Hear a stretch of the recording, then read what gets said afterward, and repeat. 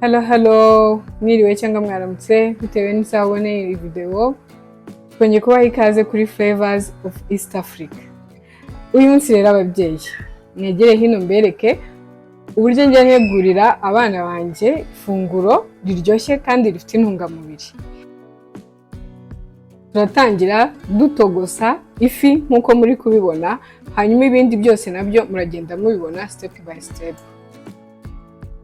Mu gihe rero urimo utegura iyi fi, ibi bintu biba bizaho ubikuraho.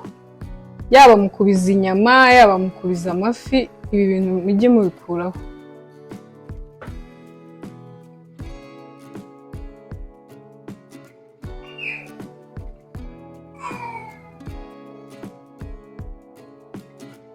Ngibi ibindi bintu tugiye kwifashisha muri bya biryo by'abana tugiye gutegura. Dufitemo agapuwaro, dufite inyanya, nakoresheje urunyanya rumwe, iyi nayo ni karoti imwe narapye, izi nazo ni epinari, dufite peanut butter, dufite umunyu, hanyuma dufite na olive oil.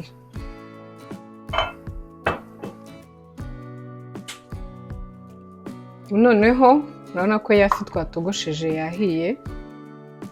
Ino sosi yayo niyo tugiye kwifashisha, kuko nubwo tuba turi buyimene, tuba turi buyibike kugira ngo ijye idufasha mu gutegura amafunguro yabo agiye atandukanye.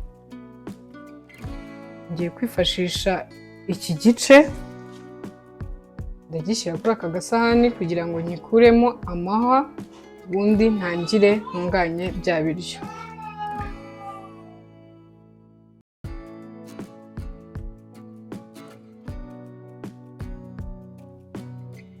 Ugomba kumekinga sure ko amahwa wayamazemo kugira ngo ataza kwangiza abana.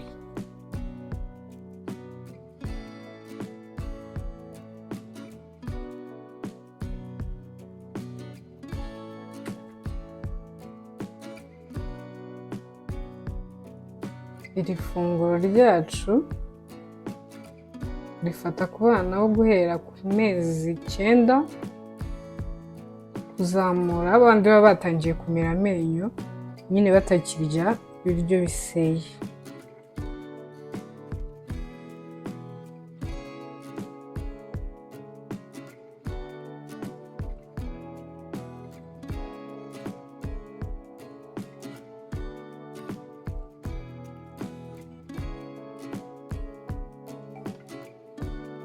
Hanyuma urabona ko twamaze gukuramo amafi muri cya gice tugiye kwifashisha, turongeramo ya mazi twatogoshejemo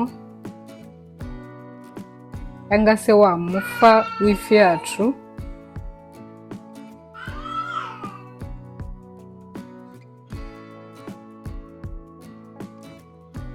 Nyuma hano dufite za nyanya nazo tuzishyiramo, tugashyiramo na za epinari, tugashyiramo na ya makaroti,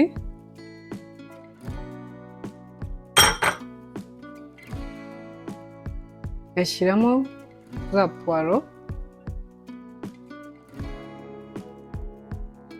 tugiye gushyiramo ya olive oil, shyiramo gakeya,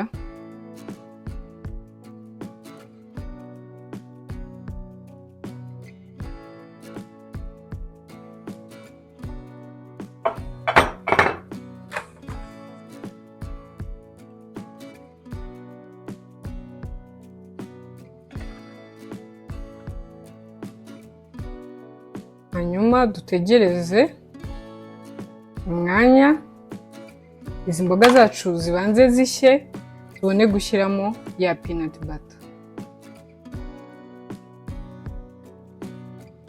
Hagati aho ushyiramo umunyu ariko mukeya.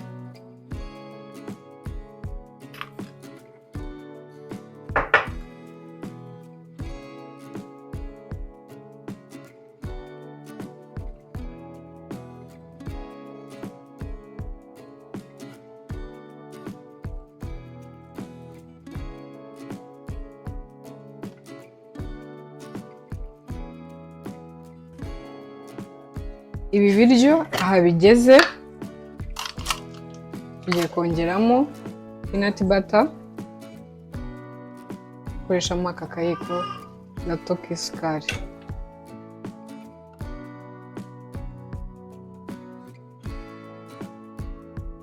Aka gasosi ni keza, murabona ko gafite intungamubiri kandi kararyoha rwose, abana ndabyizeye ko bagakunda.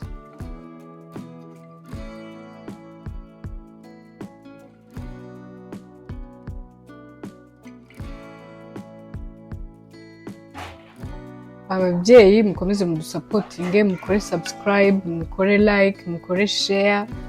Tugiye kujya tubereka ibiryo bitandukanye ushobora gutekera abana kandi byuje intungamubiri mu buryo bworoshye. Aka gasosi mubona twe tugiye kukarisha umuceri kanya gato, ariko niba n'abana baba baratangiye kurya ubugari wabaha.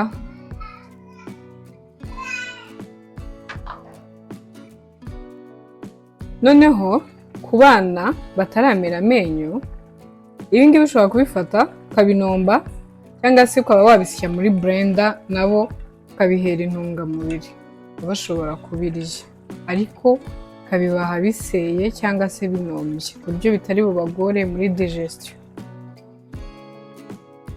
Wanabibaha byonyine gutya, si ngombwa umuceri.